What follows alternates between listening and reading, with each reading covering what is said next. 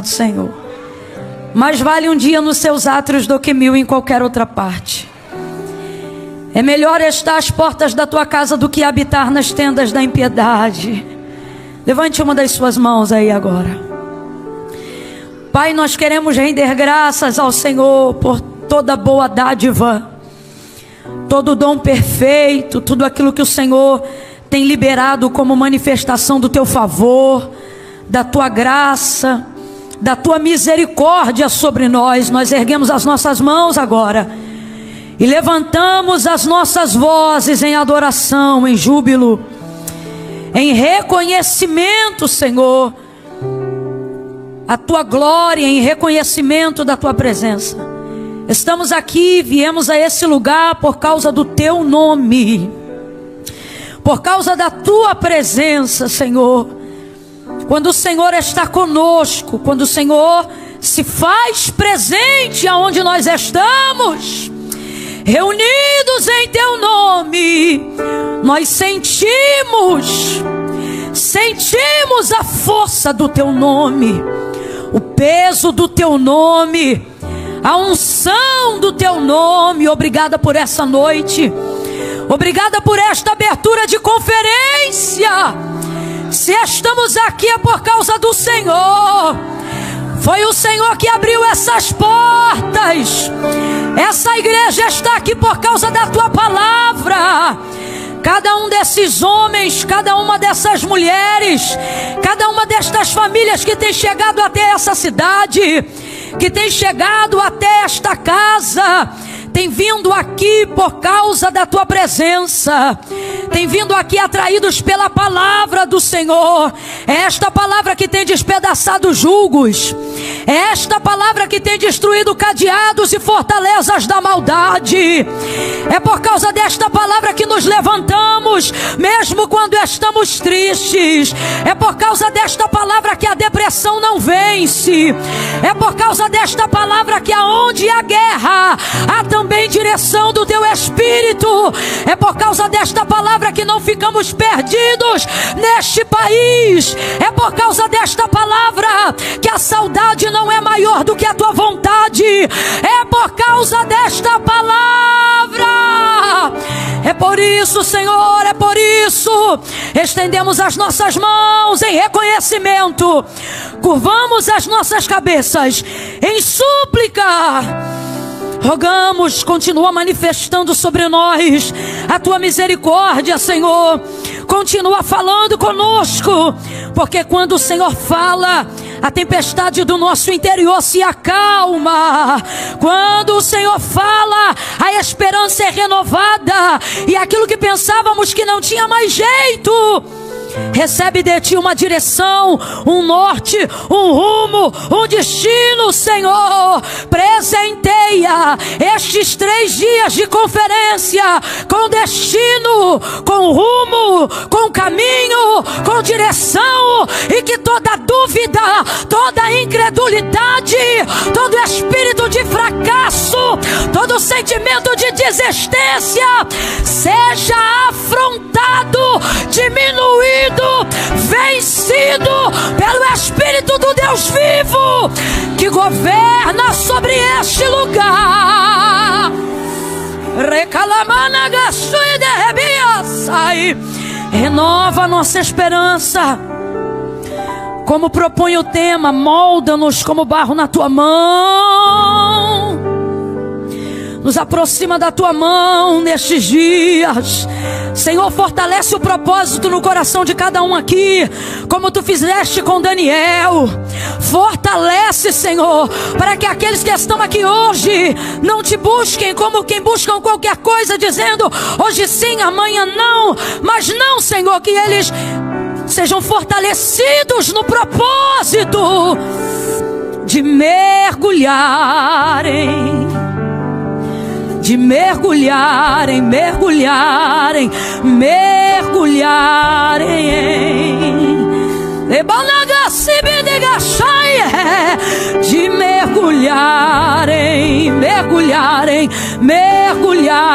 mergulharem.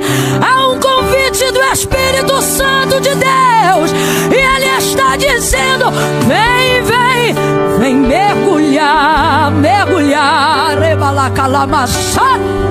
Ah, Senhor, queremos ouvir a tua voz. Queremos atender o teu chamado. Que sejam dias onde dons sejam distribuídos, missionárias se levantem, pregadores se ergam, cantores se levantem, distribui dons, talentos. Pai, em nome de Jesus, eu te oro. Essa igreja se propôs a fazer uma conferência com menos de 1 ano, Senhor. É o desejo de te servir. Ouve o clamor desse teu povo. Veja a lenha que eles estão colocando em ordem no altar. Faça algo inédito aqui, para a honra e glória do teu nome. Põe a mão no seu coração. Ainda na tua presença, continua falando conosco, Pai.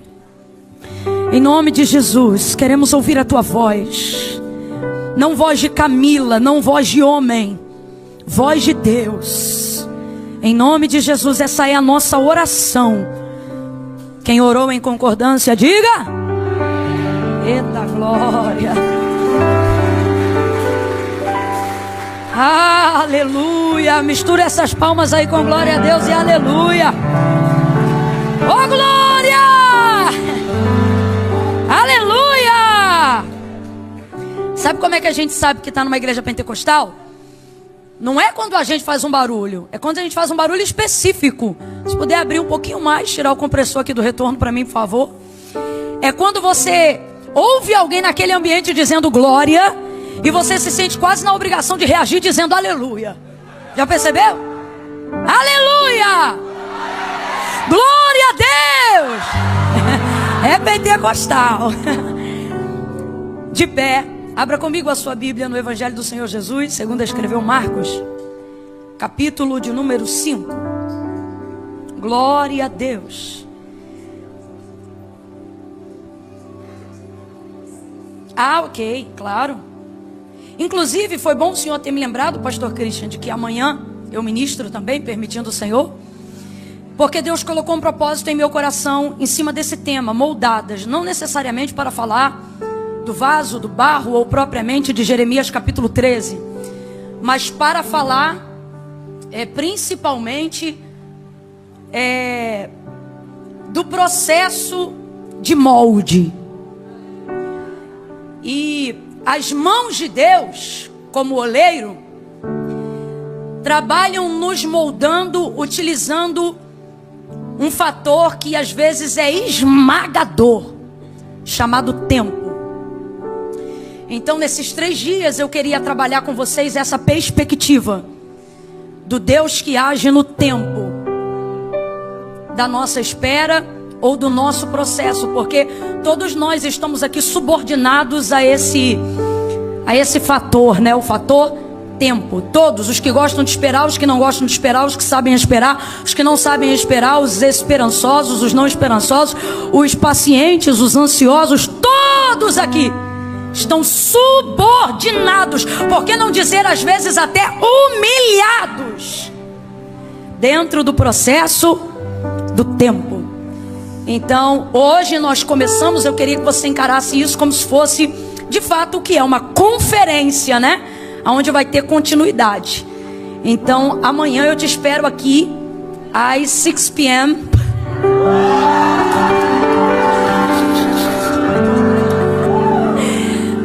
Gastei tudo que eu tinha nesse momento, não sai mais nada. Eu dei meu melhor, Deus viu. Então a gente continua amanhã e eu queria que você entendesse isso. Olhe para quem está do seu lado e diga assim: hoje o culto começa, mas não termina. Olha para mim, como é que funciona isso? Foi dada a abertura hoje, começou e você veio. Eu quero que você entenda que quando o culto terminar hoje, amanhã você continua em estado de culto. Olha para mim que eu estou falando bem sério com você. Amanhã não é dia de bater em criança.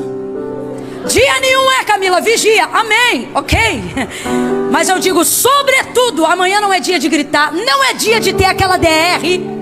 Você já está esperando um tempão, aí quer ter amanhã, não está vigiando, o cão vai entrar. Amanhã é dia de você dar continuidade como oferta viva ao culto. Amanhã você continua em espírito, em oração, em ligação, ok? E depois, também, para que no domingo você possa fechar aqui. Quem entendeu, diga amém. Então que horas começa amanhã? Não, em inglês, por favor. É isso aí. Estamos juntos amanhã, se Deus quiser. Marcos, capítulo de número 5. Pastor Christian, muito obrigada. Eu estou muito honrada. Pastora Daniele, muito honrada de estar aqui. Muito obrigado pelo carinho, pela recepção, pela moeda mais cara do mundo que vocês estão oferecendo pra gente, que é tempo. Porque tem gente que te convida, mas te deixa meio avoado aí, né? E eles não, sabe? Eles dedicam realmente tempo. Hoje eu pensei que nem ia ver a Dani direito por causa da conferência, mas não. Ela chega junto do começo até o final. Se eu pudesse dar um nome para vocês, ia ser Cirineu. Eles levam a cruz até o fim. Muito obrigada. Larissa, Ashley, Deus abençoe. É bom ver o testemunho que vocês estão dando. Deus conserve vocês, viu? Família abençoada. Quem achou, diga amém. Versículo 22 em diante. Então chegou um dos principais da sinagoga, por nome Jairo. Qual é o nome dele? O qual, vendo-o, prostrou-se aos seus pés e rogava-lhe muito, dizendo: minha filha está à morte, rogo-te que venhas e que lhe imponhas as mãos para que sare e viva. Pelo que Jesus foi com ele, grande multidão o seguia, comprimindo. Versículo 25. E certa mulher que havia 12 anos, que tinha uma hemorragia e que já havia padecido muito a mão de vários médicos, despendido tudo que tinha, sem contudo nada aproveitar, pelo contrário, indo a pior. Porém, ouvindo falar de Jesus, veio por detrás dele, por entre a multidão, e tocou na sua veste, porque dizia ela consigo mesma: se tão somente eu tocar na orla das suas vestes, sararei. Imediatamente ela tocou e se estancou no corpo a hemorragia, e ela sentiu estar curada daquele flagelo. Jesus, conhecendo que de si mesmo saíra poder, voltou-se na multidão e perguntou: quem tocou nas minhas vestes? E responderam-lhe os discípulos: mestre, a multidão te aperta e tu perguntas: quem me tocou? E ele olhava ao redor para ver a quem isto fizera. Então a mulher, que sabia o que lhe tinha acontecido, tremendo e temendo, aproximou-se, prostrou-se diante dele e lhe declarou toda a verdade. E ele lhe disse: filha, a tua fé te salvou, vai em paz e ser curada deste teu mal. Estando ele ainda falando, chegaram alguns da casa do principal da sinagoga. Quem lembra dele ainda? Qual era o nome dele? E disseram para ele: a tua filha está morta, por que incomodas o mestre? Porém Jesus, tendo ouvido essas palavras, disse ao principal da sinagoga: não temas, crê somente. E não permitiu que ninguém o seguisse, a não ser Pedro, Tiago e João, irmão de Tiago. Versículo 39. Ao entrar lhes disse: por que vos alvoroçais e chorais? A menina não está morta, mas dorme. Versículo 42. A menina, que tinha 12 anos, levantou-se e começou a andar. E todos se assombraram com grande espanto. Diga amém por essa palavra. Amém. Senta dando glória a Deus aí.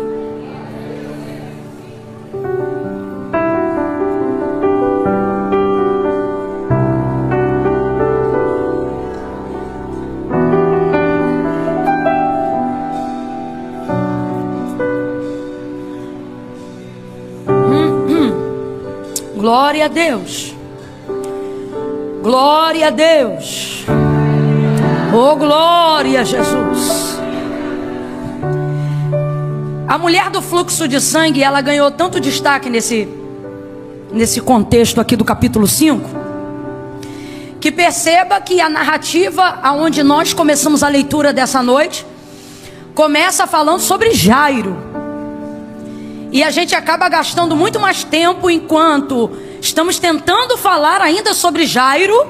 Haja vista que a introdução do texto começa com Jairo, mas a gente acaba falando muito mais tempo sobre a mulher do fluxo de sangue. Ela ganha um holofote dentro dessa cena, por causa da fé dela. É uma mulher de muita fé. Tanto é que na epígrafe do texto, que é aquela parte em negrito, que vem escrito em algumas bíblias, né? Bíblias, quando tem o títulozinho, não vem falando sobre Jairo.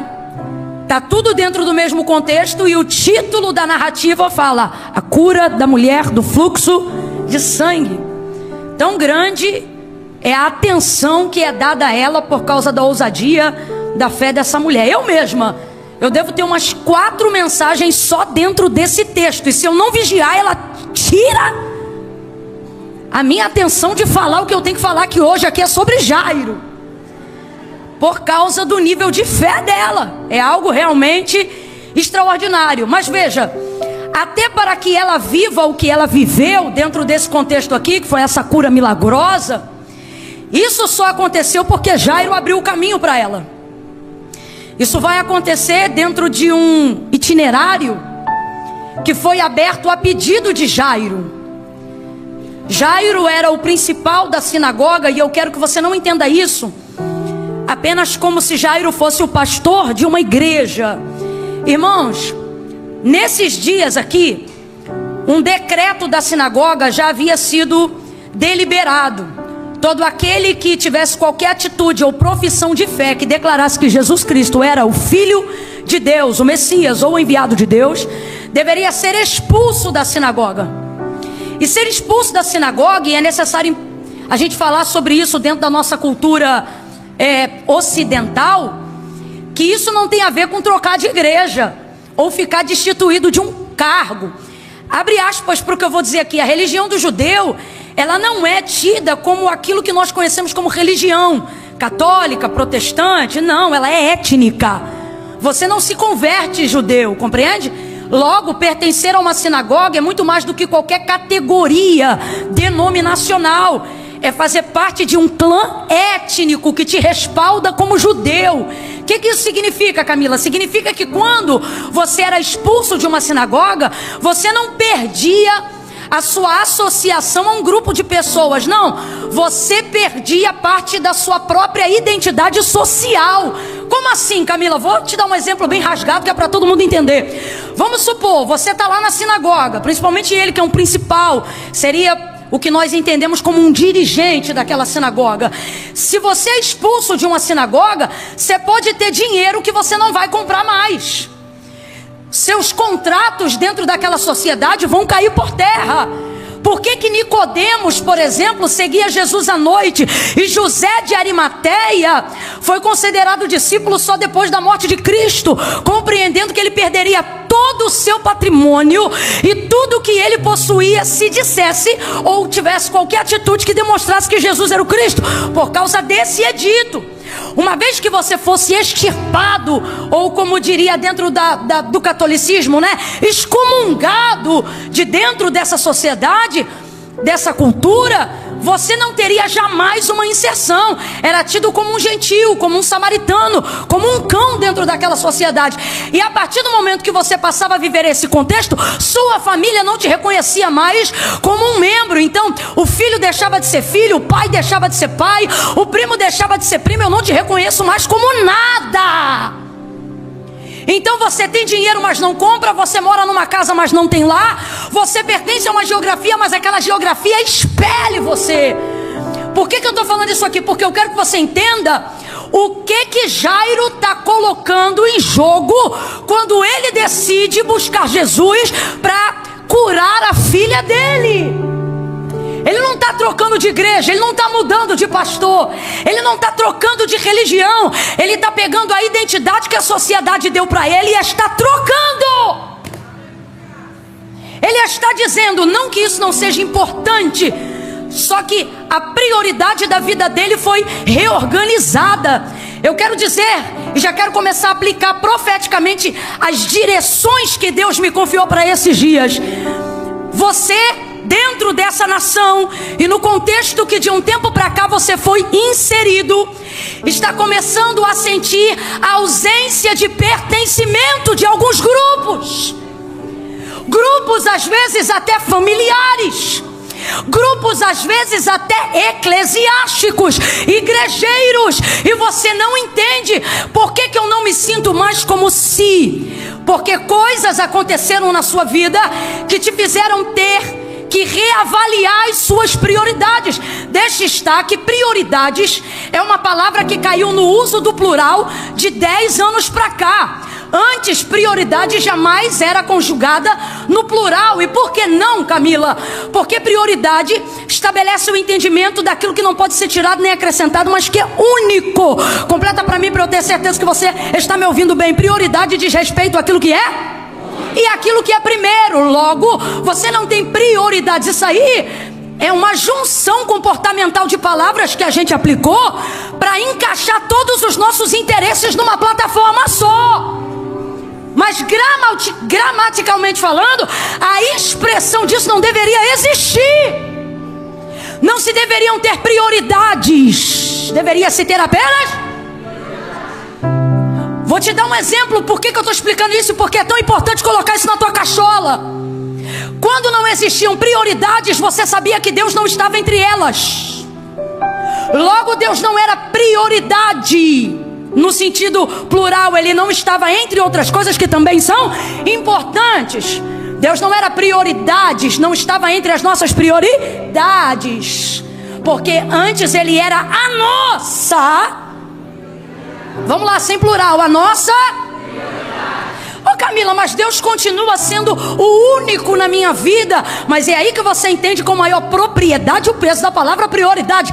Deus é o único, Ele é o único. Eu sei que se você falhar, não vai ser por adoração a outro Deus. Aqui nessa noite até quem diga que está afastado ou se diz desviado, mas eu sei que você não é desviado. Sabe como é que eu sei que tu não é desviado? Porque tem um monte de gente que quando afasta, busca muitas outras coisas. Você continua acreditando que somente Deus é único, somente Deus é verdadeiro, somente Ele é Senhor. Vai ouvindo aí. Então, depois de um tempo de relacionamento com Deus, você não negocia mais a exclusividade do lugar único de Deus. Só que hoje a pregação para nós que somos cristãos já não diz mais respeito a ter que pelejar para dizer o lugar que Deus deve estar como único, mas a ter que reciclar a nossa mente para ensinar que Deus não é apenas o único, mas Ele também quer ser o primeiro. Vamos falar rasgado que é para todo mundo entender?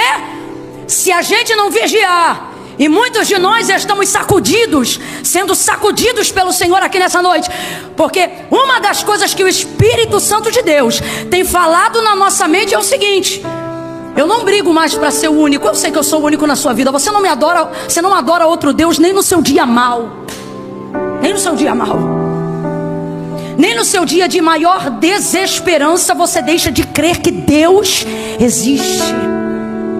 Agora, por que sua vida espiritual não anda bem? Por que sua vida devocional não caminha bem? Não é porque Deus deixou de ser o único, é porque Deus deixou de ser o primeiro. É o WhatsApp. A primeira coisa que você faz quando acorda é pegar no telefone, porque normalmente o despertador já vem pelo telefone. Normalmente Deus é depois que você vai refogar o arroz. Deus é depois que você levou as crianças na escola.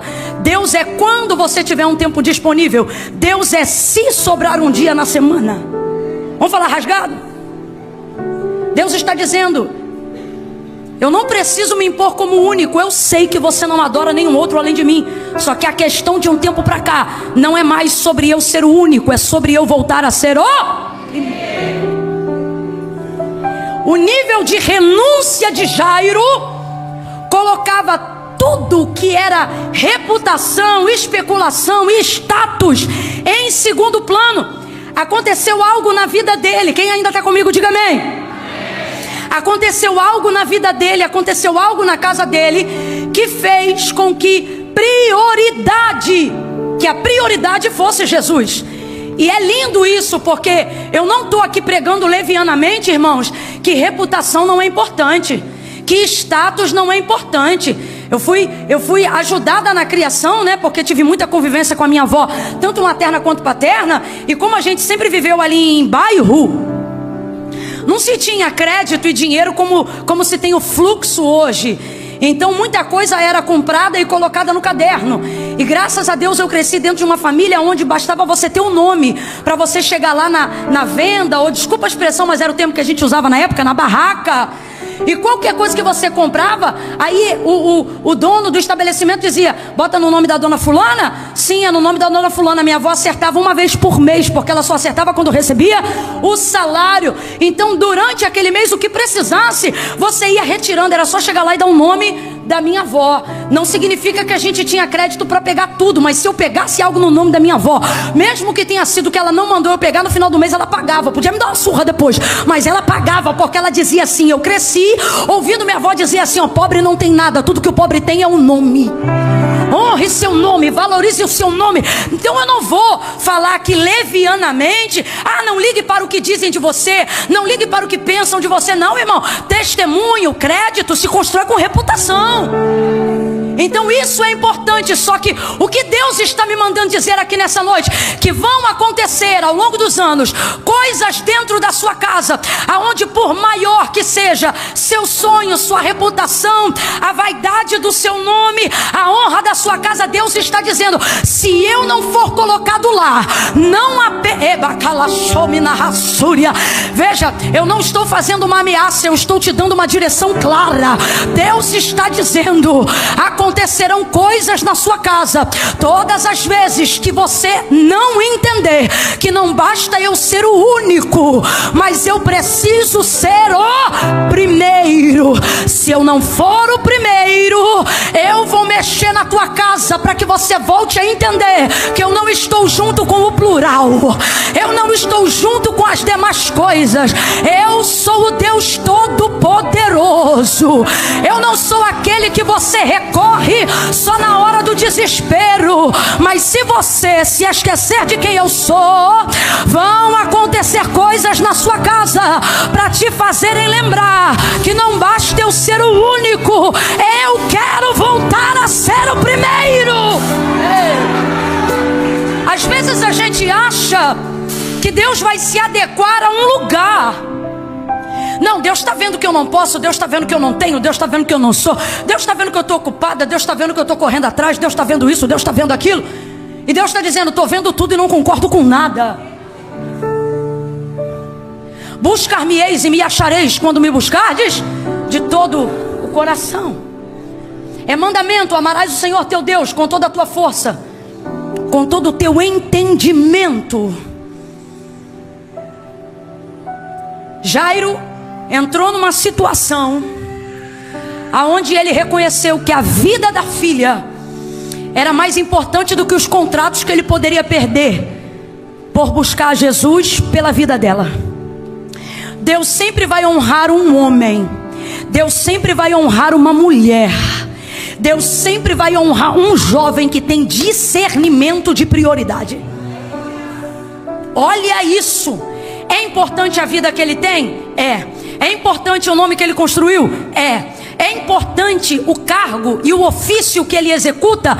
É nobre? É também. Mas ele compreendeu que nenhuma dessas coisas poderia salvar a vida da filha dele.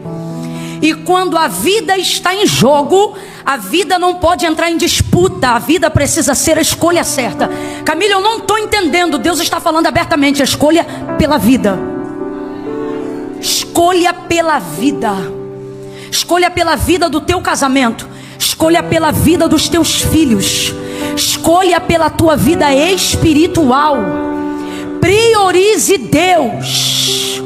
E tendo Ele como governo de todas as coisas, tudo que está fora do lugar vai encontrar lugar, se Deus for a prioridade.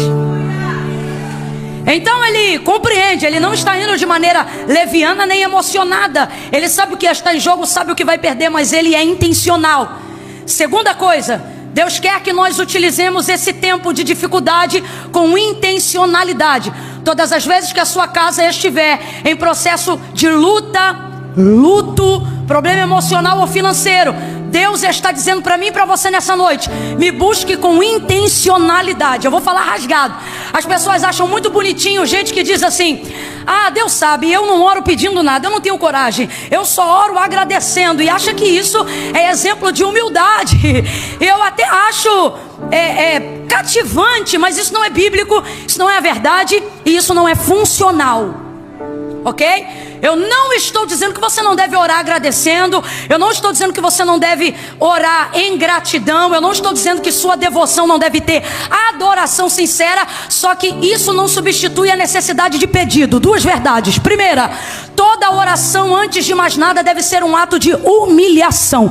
Deixa eu ver se você aprendeu.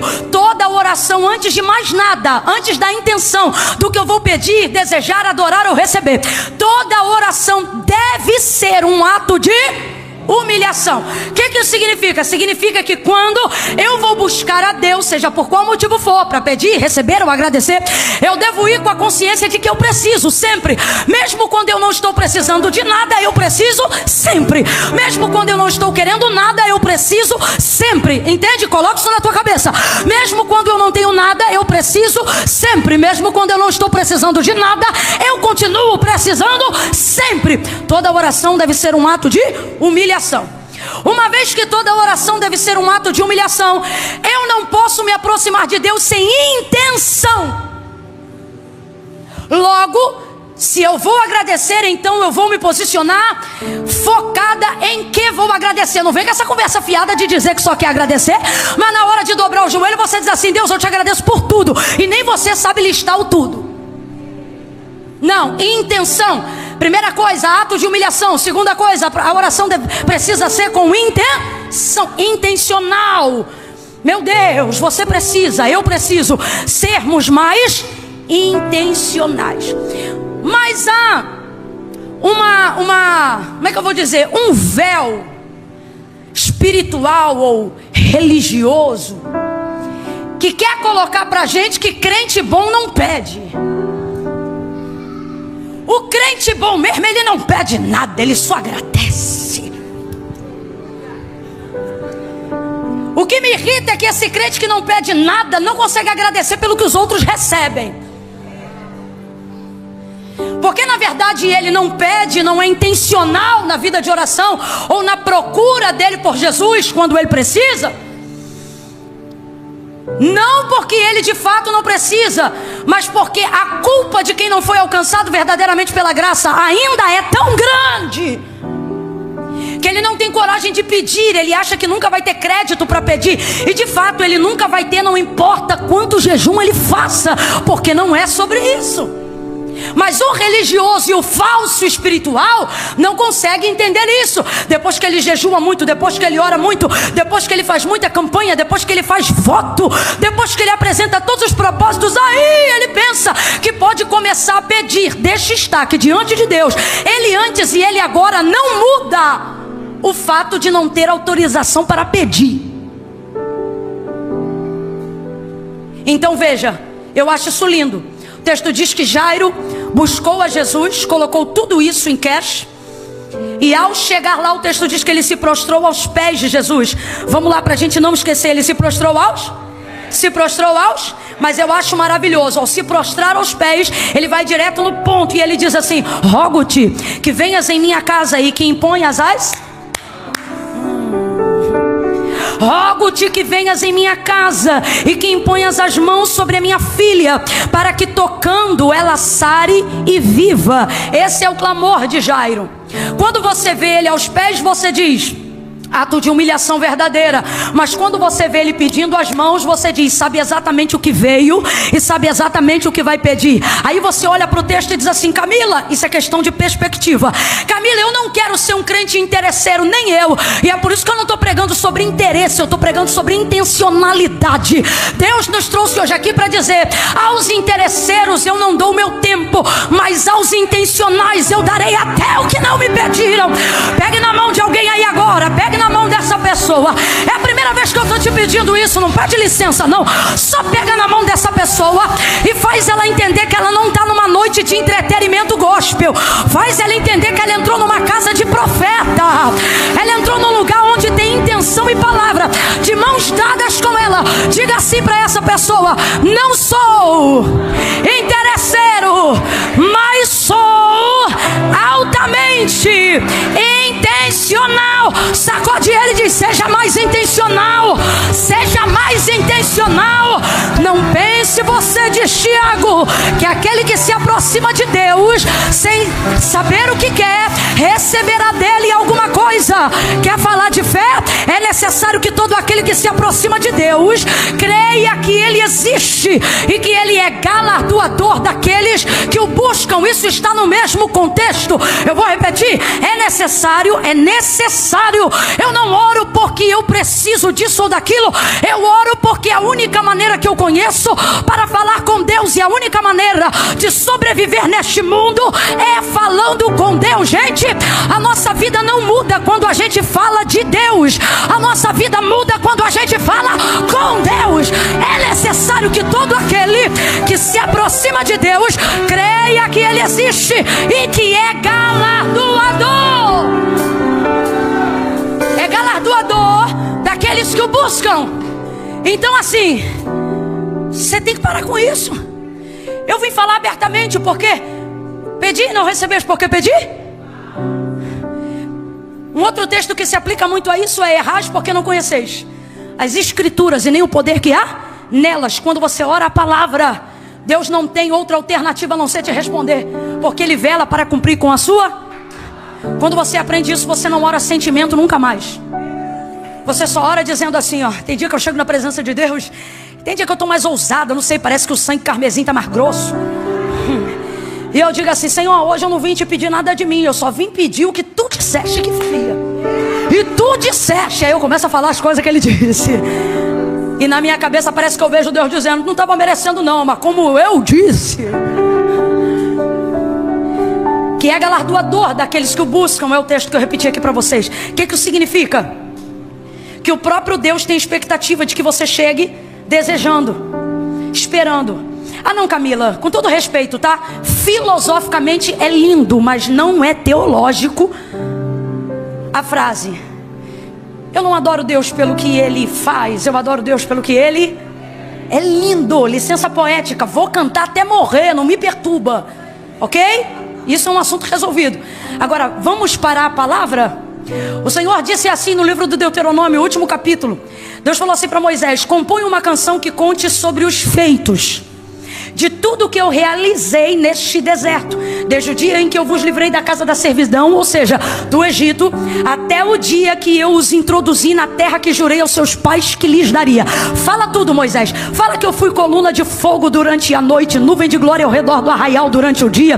Fala que eu fiz maná descer do céu, água sair da rocha. Fala que eu fui o vento que soprava no oriente enquanto o povo dormia. Fala que eu fui a palavra no cajado que abriu o mar diante do povo enquanto marchava.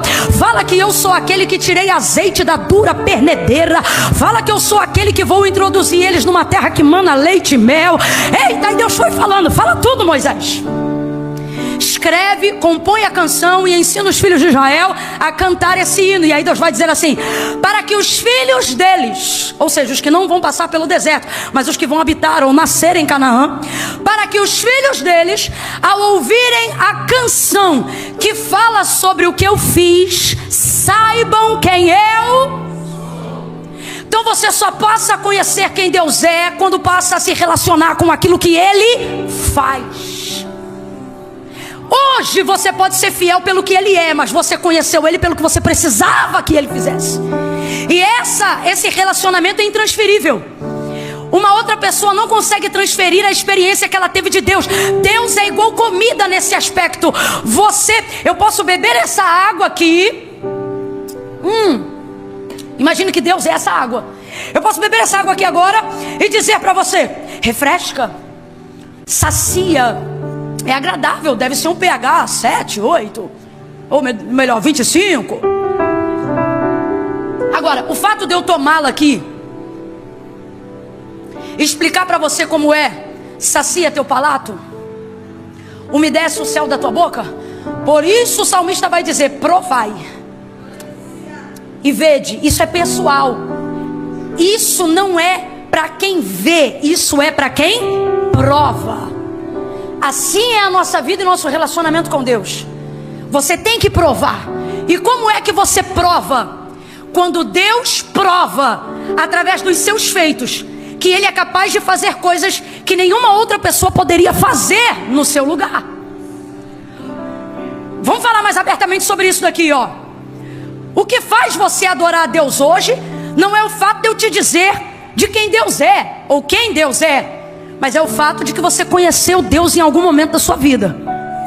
O temor não pode ser transferido, ele só é produzido através de um relacionamento sincero. Ah não, Camila, mas eu sou tão fiel a Deus que eu adoraria a Deus mesmo que Ele não tivesse feito nada, nem mesmo entregado seu Filho Jesus. Apenas pelo conhecimento eu adoraria. Conversa fiada. E por que que isso não é uma verdade? Porque senão você também poderia fazer de mim sua deusa, e poderia fazer de qualquer outra pessoa também o seu Deus, se isso fosse só por uma convicção de palavra. Mas não é, é por demonstração de poder. Então Deus demonstra poder e você teme. Ah, isso não é romântico. Não é romântico, mas é bíblico. Com todo respeito, filhão, você não adora a Deus só porque Ele é bom. Você adora a Deus porque Ele é poderoso, e por isso você o serve. O que você acha que faz uma mulher que a vida inteira foi tida como amante dentro de um relacionamento e de repente desvencilhar-se daquele que era o sustentador da sua vida por amor a Jesus? Como fazem tantas mulheres ao conhecer Deus, ao ponto de que aqueles que outrora usufruíam de intimidade com elas dizem: você vai me deixar por causa de igreja? Porque eles não conseguem entender que é por causa de Jesus, o amor arrebatador, o salvador, o remidor de sua alma. O que é que faz um homem parar de aceitar um suborno que em tese aumentaria o patrimônio dele aqui na terra por pura fidelidade a um Deus invisível? Uma experiência real com o poder de Deus é o que faz você renunciar amores, é o que faz você renunciar dinheiro, é o que faz você renunciar a qualquer coisa falsa, mentirosa, pecaminosa e errada. Não é o fato só de saber quem Deus é, mas é ter experimentado algo que Ele tenha feito. Quando você bota isso na balança, você diz: Ele dá conta de ser o meu Deus. É exatamente dessa maneira. Jairo entendeu que a identidade social não dava conta de levantar sua filha, que o senso de pertencimento de grupo não seria o suficiente para fazer ele superar o trauma da perda de uma filha. Mas ele entendeu que na balança da renúncia, se Jesus pudesse oferecer cura, Jairo poderia oferecer renúncia. Alguém pode olhar numa perspectiva falsamente humilde e dizer: eu não acho justo o que Jairo fez, ele deveria ter adorado independente do que viveu. Só que Deus não olha para a justiça como eu e você, Deus olha para a verdade. Você quer ver outro exemplo?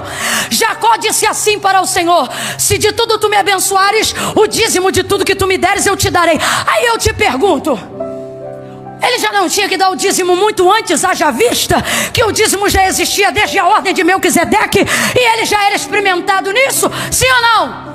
Sim ou não? Mas olha o que ele está dizendo. É a partir de agora. O que ele está dizendo? Não é pelo que eu ouvi ou vivi dos outros. Esse pacto quem está fazendo sou eu e o Senhor. Se de tudo o Senhor, ou seja, se eu provar da tua mão, se eu entender que a tua mão sustenta o tipo de vida que eu estou disposto a renunciar para viver da tua mão, de tudo eu te darei. Então o que ele está dizendo para Deus? Ele está colocando uma condição, e tem gente que acha isso errado. E no auge da minha vida politicamente correta, eu também acharia. Só que Deus olha isso e pesa na balança da verdade. Para Deus, se tem verdade intencional, tem integralidade, Ele recebe. A moeda que mexe o câmbio do céu não é perfeição, é verdade. Não é política, é verdade. Lembra daquela mulher que teve 5 homens na vida dela e o 6º não era dela? Jesus disse assim para ela: traze-me aqui teu marido. E ela diz: eu não tenho marido. Aí ele diz: tu disseste com verdade, porque tu já tiveste 5 e o 6º que tu tens agora não é teu marido.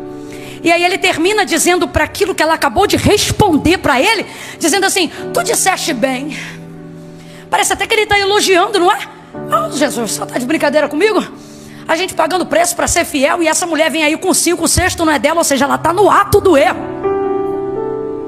E o Senhor diz: disseste bem. Ele não está dizendo que o que ela falou foi bonito, mas ele gostou porque foi. Então ele continua ali. Agora com os fariseus ele não dedicava 5 minutos do seu tempo. Mas com essa mulher, sentou, conversou o dia todo. Depois aceitou conversar com os amigos dela. E um lugar que era só de passagem, o texto diz que ele ficou mais um dia lá. Por quê? Porque para Jesus, intenção tem a ver com a verdade do seu coração. Deus está dizendo: quer me conhecer aqui como seus pais me conheceram lá?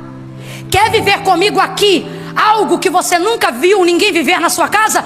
Deus está dizendo: se humilhe aos meus pés, mas não tenha vergonha de dizer o que você precisa das minhas mãos.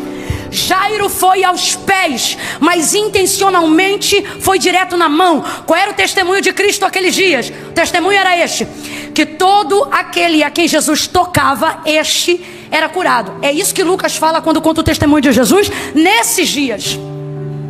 Por que essa mulher saiu correndo e tocou na orla das vestes dele? Porque ela já tinha ouvido o testemunho dele. Por que ela é uma mulher que ganha tanto destaque? Porque ela foi a única e a primeira a entender que não precisava ser tocada por ele, mas que se ela tocasse, ela também podia receber. Mas antes da mulher do fluxo de sangue, isso não existia. Por que a multidão está apertando ele a caminho da casa de Jairo? Por que essa multidão não foi curada igual essa mulher? Haja vista que se esbarrasse nele, poderia ser curado também. Porque você recebe de acordo com a perspectiva e a intenção do seu pedido. Como assim, Camila? A mulher colocou na cabeça dela: se eu tocar, quem vai receber sou eu. Como é que aconteceu? Quando ela tocou, quem recebeu? Agora, todos os outros que queriam receber, qual era a intenção? Se ele eu vou receber. Por isso a multidão aperta, porque o testemunho, de acordo com o relato de Lucas, era esse: e a todos quanto ele tocava, estes eram curados. Estes quem, gente? Os que ele tocava. Então qual era a mentalidade da galera? Eu só posso ser curado se por ele eu for tocado. Por que Jairo diz assim: rogo-te que entres em minha casa e que impõe a mão sobre a minha filha? Porque o testemunho dele, que ele ouviu, é o testemunho que Jesus tinha na região: se ele tocar, é curado. Se ele tocar, ressuscita. Rapaz, ele tocou no esquife, aonde trazia o filho morto da viúva de Naim. Imagina isso chegando no ouvido de quem está ouvindo. Como é que é? Rapaz, o homem é tão poderoso que ele toca numa coisa imaterial. Ou melhor, material. E aquilo, ele passa a vida para o esquife, e o esquife passa a vida para o menino. Então você imagina, é só ele tocar. Qual é o pensamento dessa multidão aqui? É só ele? Se ele tocar, a lepra vai embora. Se ele tocar, a paralisia some. Se ele tocar, a cegueira desaparece. Se ele tocar, então tá todo mundo apertando. Tá todo mundo apertando. Para quê? Para ele tocar. Toca. Por que ela recebeu na frente de todo mundo? Porque ela não podia ser por ele. Jesus nunca quebrou a lei. Nunca, Camila, nunca. Ué, mas ele curava no sábado. A lei tinha uma lei do sábado, e a lei do sábado regia que a vida era maior do que a lei. Tanto é que se você tivesse um boi e ele ficasse atolado no pasto, você podia ir lá e tirar o boi, porque a vida é maior do que a lei. Então boi valia dinheiro, ovelha valia dinheiro. Então ninguém deixava o bicho se perder porque era sábado. Mas quando Jesus curava os outros no sábado, aí a cambada de fariseu dizia: quebrou a lei. Por que quebrou a lei? Porque curou no sábado. Por isso que na sinagoga, quando Jesus cura a mulher encurvada, ele vai gritar para os homens que estavam ali, dizendo: hipócritas, se fosse uma ovelha, estou falando rasgado, se fosse uma ovelha vocês tiravam, se fosse um boi vocês tiravam. Agora não pode o Filho do Homem libertar essa mulher que há mais de 18 anos estava oprimida por Satanás. Jesus nunca quebrou a lei. Essa mulher sabia: se depender dele me tocar para eu ser curada, eu não vou ser curada. Mas se tão somente eu. Aí eu não aguento, o carioca que mora em mim vem com força. Esquece. Por que, Camila? A situação dela era a pior de todo mundo. Quando Deus quer inaugurar um método novo através de você, Ele te deixa numa situação mais difícil que a de todos os outros. Porque haverá uma brecha que só pode ser vista por quem está exatamente na posição complicada que você está hoje. Mas eu não vou falar dela, vou falar dele. Ela me irrita, ela vem, ela toma. Ela é muito terrível. Então veja, Jairo compreende. Se tocar, então ele tem que ir lá em casa, porque ele tem que. Lembra do centurião? Jesus disse: eu vou na sua casa. Ele disse: não. Sou um homem sujeito à autoridade. Eu digo a um vai, ele vai. Digo a outro vem, ele vem. Eu sei, eu reconheço a autoridade. Se tu liberar uma, vai acontecer. Jesus disse: nem em Israel eu vi tamanha fé. Então veja, intenção. Grite comigo essa palavra e diga intenção. Quando alguém diz aumente a tua fé, Deus está dizendo aumente a intenção. Pare de falsa modéstia. Não diga que quer ser próspero se você quer enriquecer. Diga: Deus, eu quero enriquecer. Não diga que você quer morar em qualquer lugar só porque você está procurando abrigo, porque abrigo até o governo dá. Se você está falando com Deus, diga: Deus, eu quero uma casa.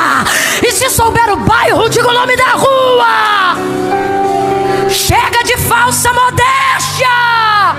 Chega de falsa humildade. Deus está dizendo: eu trabalho com a tua intenção. Fale a verdade.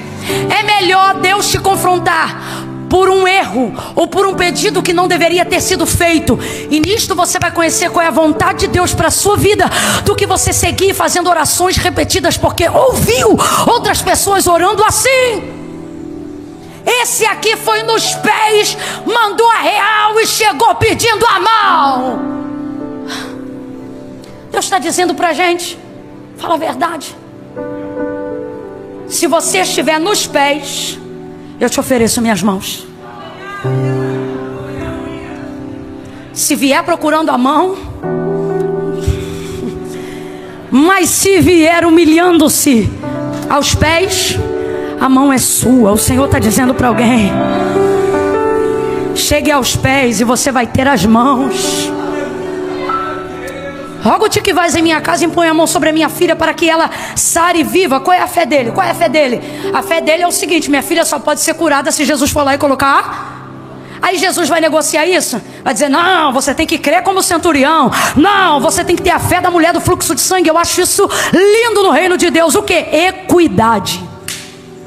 Jesus trabalha de acordo com a sua fé. Se você diz assim, ó, é ainda esse ano, e não diz a data, é ainda esse ano. Mas se você disser assim, é esse mês, o reino espiritual se move para este mês. Ele diz que vai, ele vai. Ele sai dali e começa a caminhar. Jairo vai dar o endereço, Jairo vai dar o caminho. E é nessa caminhada que isso tudo vai acontecer, que a multidão aperta, que a mulher do fluxo de sangue recebe. E eu já caminho para o final nesse contexto aqui. Vamos pular essa mulher e vamos direto para Jairo. O que acontece? Enquanto Jairo está levando Jesus para a casa dele, a mulher pega esse caminho, toca na orla das vestes de Jesus e imediatamente ela é. Enquanto Jesus para a caminhada para saber quem foi que tocou nele, o tempo está rolando ali. E Jairo está dentro desse tempo, subordinado ao tempo de Jesus. Jesus já aceitou ir para a casa dele. Isso deveria tranquilizá-lo. Isso deve te tranquilizar. Olhe para cá. Não a chegada de Jesus aonde ele disse que chegaria, mas o fato de dizer que ele vai com você até lá, mesmo que ele ainda não tenha chegado. Olhe para mim. Isso deve te tranquilizar. Olhe para mim. Não fique ansioso, desesperada com o fato de você ainda não ter visto Deus cumprir aquilo que ele falou. A garantia de Jesus é a sua palavra. O que isso significa? Significa que a palavra dele e ele são a mesma coisa. Então quando ele te dá a palavra dele, mesmo que ele ainda não tenha operado materialmente aquilo que ele falou, você já está garantido pela palavra. Logo você não precisa esperar ele fazer para celebrar, não precisa esperar ele fazer para acreditar. Só o fato de saber que ele está caminhando para cumprir, isso já deve lhe garantir paz no caminho. Eu vou falar de um jeito que você vai entender. É como se Deus tivesse dito: tá, eu vou lá. Se tem WhatsApp, era só ele mandar um zap na hora para a mulher e falar: mulher, fica tranquila. Ele aceitou. Ele está indo para a nossa casa. E ela certamente ouviria no acelerado: mulher, ele aceitou, ele está indo para a nossa casa. E isso é a garantia, ok? Isso é a garantia. Só que no caminho, completa aí pra gente encerrar junto, bora, a mulher do fluxo de sangue vai tomar o tempo do milagre de Jairo. Então aquilo que era emergência virou socorro urgente. Porque enquanto Jesus para descobrir quem tocou nele, vai chegar gente da casa de Jairo, dizendo que não precisa mais levar Jesus até lá, porque a menina que estava doente agora já está. Agora qual é a fé de Jairo? Qual é a fé de Jairo? De que se Jesus tocar na filha dele, ela vai... Quem lembra? Ela vai... Deixa eu ver se você está lembrando mesmo, que está meio confuso as vozes. Ela vai viver ou ser curada? Ser curada, porque a fé dele não era para a ressurreição, a fé dele era para... E tem diferença, Camila? Você sabe que tem. Quem aqui já teve fé para curar a dor de cabeça de alguém? Orou e foi curado, diga amém. Agora é todo velório que você chega e diz para o dono do defunto: não chores. Não, porque você sabe que a fé para curar é uma e a fé para ressuscitar? Tem níveis de fé? Tem, por isso tem tamanhos de milagre. Jesus disse para os discípulos no meio da tempestade, quando acordaram ele: até quando vocês me terão convosco, homens de pouca ou pequena fé? Então responda aí com inteligência: a fé tem tamanho, sim ou não? A fé de Jairo era para cura ou para ressurreição? Cura. Só que Jesus já sabia, irmão, que no meio do caminho a menina ia... Só que era também no meio desse caminho que Jairo ia ver que Jesus também operava de maneiras diferentes da sua expectativa. Porque qual é a fé dele? Só pode ser curado se por ele for? Bora! Só pode ser curado se por ele for? De repente ele viu uma mulher imunda tocar e ser curada ela. Por mais que ele esteja incomodado de que ela esteja tomando o tempo que é dele, a verdade é que ele está vendo que Jesus pode muito mais do que ele imaginava. Quando vem e dizem para ele: não importune mais o mestre, a tua menina já está morta. Na fé humana dele ele poderia ter pensado: agora já era. Só que ele está diante de um feito maior do que a expectativa inicial que ele tinha quando buscou. Agora você entende porque Jesus não está fazendo, não está arrumando, não está curando, não está entrando onde você queria que ele entrasse no seu tempo? É porque você não tinha fé o suficiente para ver o que ele ia fazer lá. Então ele vai permitir acontecerem coisas no caminho, coisas que não estavam no seu prognóstico, coisas que não estavam no seu diagnóstico, porque através destas coisas a tua fé será aumentada, a tua vida será edificada, a palavra de Deus será redobrada. Sobre aquilo que você imaginava que ele faria. Eu estou sentindo a graça de Deus aqui. Ele está dizendo: eu não estou te castigando, eu estou te preparando para algo maior, algo que em 2023 você ainda não estava pronto, algo que em 2024 você ainda não estava pronto, mas diante do que eu vou permitir acontecer no caminho, aquilo que você chamou de atraso, aquilo que você chamou de erro, aquilo que você chamou de confusão, era minha mão aumentando a tua intenção, aumentando a tua expectativa, te mostrando que quando você sustenta o que você trouxe, eu coloco por cima disso o que você não tinha.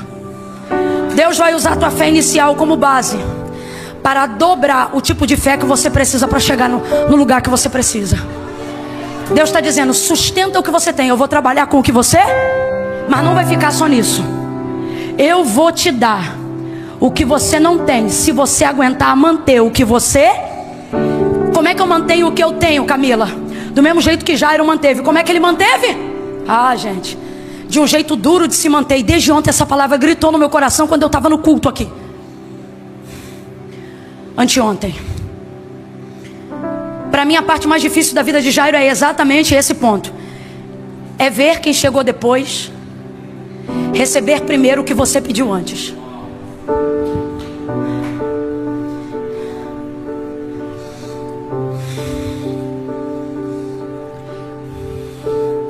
Se eu não pregasse nada do que eu preguei e eu pregasse só isso, eu sei que eu entreguei uma profecia hoje aqui. Porque Deus falou isso comigo acerca de vocês como igreja. E agora eu não falo como pregadora, mas como profetisa do Eterno, enviada a este lugar. Se vocês suportarem, com o coração limpo, sem murmuração na boca,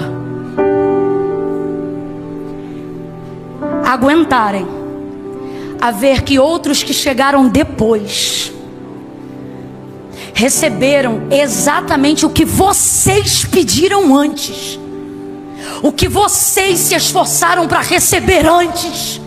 Porque, irmãos, eu não estou inventando não, é só você olhar o texto por outra perspectiva. Jairo queria uma cura e não uma ressurreição, sim ou não? A mulher foi pedir ressurreição? Não, a mulher foi ser... Ela tocou em Jesus e recebeu primeiro o que ele tinha pedido antes. Ela recebeu a cura. Agora se liga, enquanto ela recebe cura, que era o que ele pediu primeiro, por Jesus curar ela e dobrar o tempo no caminho, a casa dele se agrava. A garota que outrora estava viva, agora está morta. Sabe lá se foi pelo tempo que usou-se enquanto ele administrava esse tempo para gerir o milagre e a confissão de fé de uma mulher que para ele era imunda. Eu vou mais profundo agora, não é a Bíblia quem diz isso, sou eu. Quem sabe ele não conhecia essa mulher, porque ele tinha que garantir que ela ficaria fora da sinagoga. Ela era imunda. E de repente alguém que sempre esteve acostumado a receber depois, a ver depois, a ser purificada depois, ele está vendo que agora essa pessoa recebeu na frente dele. E o que me impressiona, eu amo a verdade de Jairo. Qual, Camila? Eu vou falar a real. Eu não acredito que ele está de boa, não. Eu tenho para mim que ele está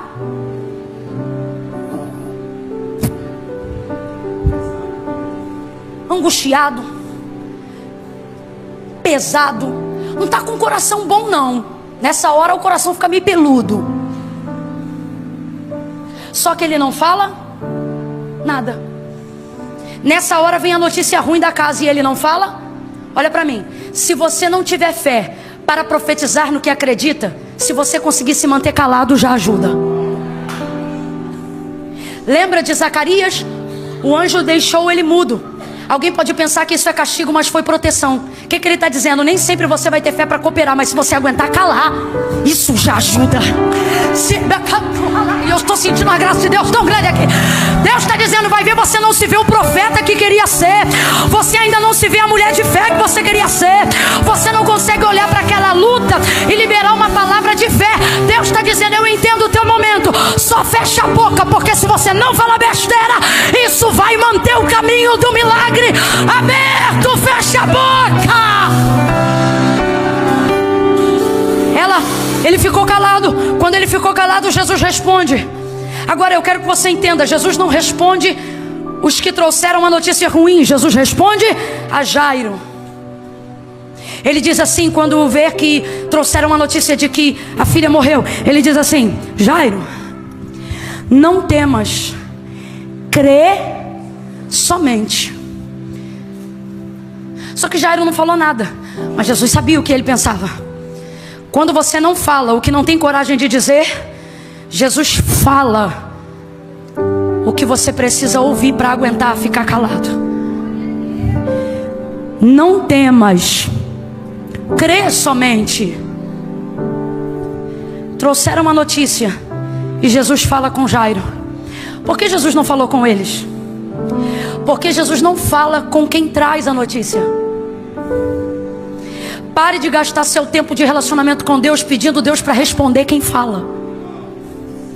O tempo de Deus não é para quem traz a notícia, é para quem está buscando o milagre. Jesus está dizendo, eu vou falar é com quem busca. Eu vou animar é quem busca. Eu vou reanimar a fé de quem busca. Não use o tempo da sua busca para Jesus visitar quem bate a língua, quem xinga, quem fala mal, quem espragueja, quem amaldiçoa, quem difama, quem faz fofoca, quem traz verdades violentas. Jesus está dizendo, a minha palavra é para quem busca, a minha palavra é para quem acredita, a minha palavra é para quem persevera, a minha palavra é para quem não murmura, a minha palavra é para quem permanece. Não temas, crê somente. Jesus continuou caminhando para a casa do homem. A menina já tinha morrido, mas Jesus continuou caminhando. Às vezes a maior alegria da nossa vida não é ver o que Jesus vai fazer, é ver que Ele não nos deixou. Mesmo quando a gente vê que já não tem mais como fazer o que a gente queria que ele fizesse. Ele chega na casa de Jairo, bota para fora quem estava chorando, deixa perto os discípulos mais chegados. Talita cumi, menina, a ti te digo, rapaz, tirou a menina da morte como quem desperta um adolescente do sono. E a garota levantou como adolescente, cheia de fome. E Jesus disse, dá de comer a ela. A menina levantou. E Jairo viu que valeu a pena toda a renúncia. Por que valeu a pena a renúncia? Porque ele sabia o que ele queria. Olha para cá. Quando você não sabe o que vai ganhar, você não tem força para deixar. Todas as vezes que você quiser relativizar o mundo espiritual, sem ter consciência do que você vai ganhar, você não tem força para deixar o que precisa ser deixado para trás. Agora, quando você entende o que você quer ganhar, você bota numa balança o que você quer ganhar e o que você precisa deixar para ganhar o que você quer. Quando você entende que o que você quer ganhar é grande, é maior e é bom, deixar é um desafio, mas não é maior do que o desejo de querer. Sabe aonde há maior desejo de morte? Quem não descobriu ainda maior propósito de vida. Salvação, milagre é a mesma coisa. Quem faz as contas sempre começando pelo o que eu vou perder, não tem a menor ideia do que vai. Porque quando você sabe o que você quer, a conta do que você vai perder é secundária e não primária. Primeiro você olha o que você quer ganhar. O que faz um menino apaixonado chegar e trocar letra com a menina? O que faz uma menina atender a um convite ou aceitar um encontro com um menino? O que faz um homem cortejar uma mulher? Ele não pensa em momento nenhum o que ele vai ter que vencer. O que fortalece ele aí tremendo, gaguejando e às vezes até falando besteira é o alvo, é o que eu quero. Quem está entendendo, diga amém. Vice-versa, irmão. Você sempre vai falar besteira perto de quem você gosta. Quando eu digo besteira, não é palavra torpe. Você nunca vai demonstrar toda a sua inteligência perto de quem você admira. Pelo contrário, perto de quem admira, você fica até meio... Ai, que raiva que dá.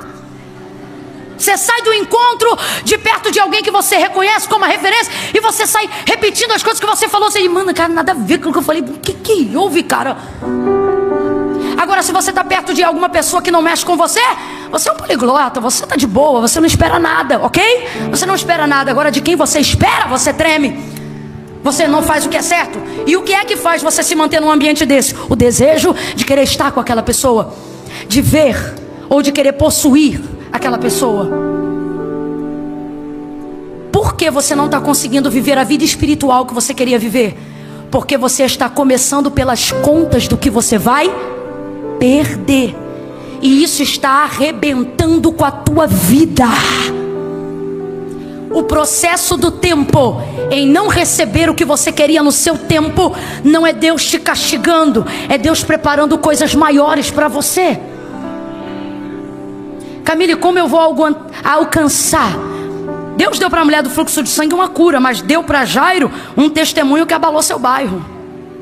Vamos falar a verdade? O que é maior? Uma cura ou uma ressurreição? Então quem recebeu o maior milagre? Jesus está dizendo, se eu estou dando para outras pessoas primeiro o que você me pediu, não é porque eu não vou fazer o que você imagina, mas é porque eu decidi fazer algo maior do que o que você me pediu. Coloca isso na sua cabeça. Quem entendeu, diga amém. Eu quero fazer uma oração agora antes de encerrar. E que oração é essa, Camila? Por pessoas que por um tempo... Eu vou levantar 2 palavras de oração, 60 segundos cada uma. Primeira palavra de oração, sentado mesmo como você está, não precisa se levantar agora. Só vai orar comigo, e eu só vou orar por pessoas que já desejaram muito viverem momentos melhores do que os que estão vivendo agora. Só que as notícias do meio do caminho arrefeceram a sua fé. Você já se viu pregando num púlpito como eu hoje aqui, mas agora você não se vê mais. Você viu outras pessoas que chegaram depois atenderem esse chamado e aparentemente serem bem-sucedidas primeiro, e você já não se vê mais exercendo ele. Mas não é porque você não quer mais, é porque você não se vê mais. Você viu tanta gente passando em sua frente?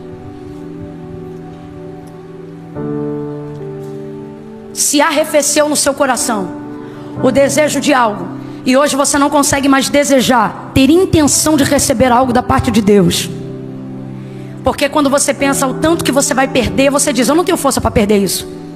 Camila, eu não tenho força para orar 1 hora por dia. Camila, eu não tenho força para tirar um dia da minha semana e ao invés de ganhar dinheiro, vir para o culto servir na igreja. Camila, eu não tenho essa condição. Se você hoje está nesse pensamento, mas sua vida não melhora,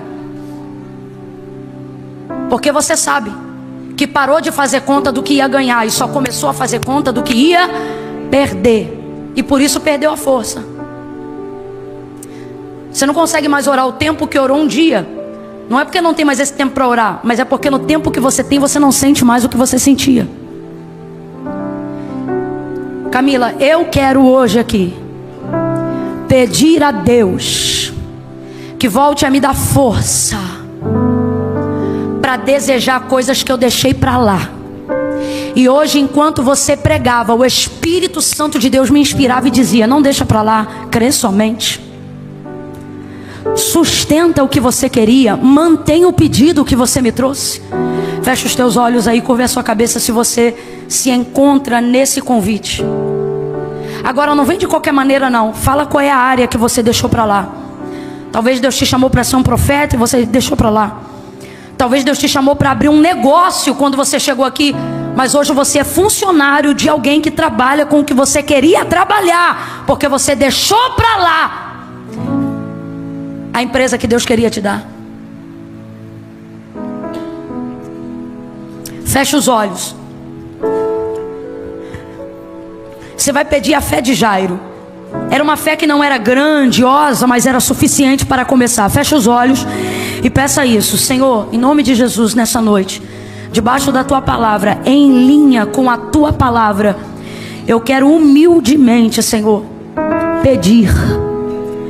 pedir a operação das tuas mãos no meu coração, na minha mente. Me quebranta, tira de mim a vergonha de querer me humilhar, porque se humilhar diante do Senhor não é uma vergonha, é um privilégio.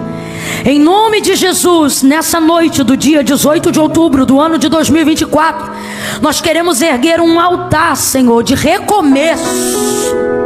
Nós queremos continuar de onde paramos. E aquela área da nossa vida, aquele casamento prometido, aquele relacionamento prometido, aquele green card prometido, aquela cidadania prometida, aquela empresa prometida, aquela área da minha vida que eu tinha fé, que eu tinha intenção, que eu tinha desejo, mas por ver outros conseguindo, em vez de edificar a minha fé, eu me perdi. E nesta noite eu te peço perdão e eu quero te pedir: não me deixa deixar para lá. Traz de volta a esperança perdida, traz de volta aquela fé rudimentar, aquela fé que não é um palácio, mas é um alicerce, aquela fé que não é uma parede, mas é um alicerce, aquela fé que ainda não é um muro, mas é um alicerce que sustenta tudo que tu queres acrescentar nessa jornada. Pai, em nome de Jesus, essa é a nossa oração. Edifica a nossa fé original, para que ela seja a base, para que tu acrescente coluna, viga e todo mais que tu quiseres fazer nesse processo. Pedimos, Senhor, nos dá noção de prioridade, não nos deixa ser ouvintes apenas dessa palavra, mas praticantes dela. Por isso nós oramos em nome de Jesus, crendo. Quem concorda, diga. Fica de pé num salto de glória.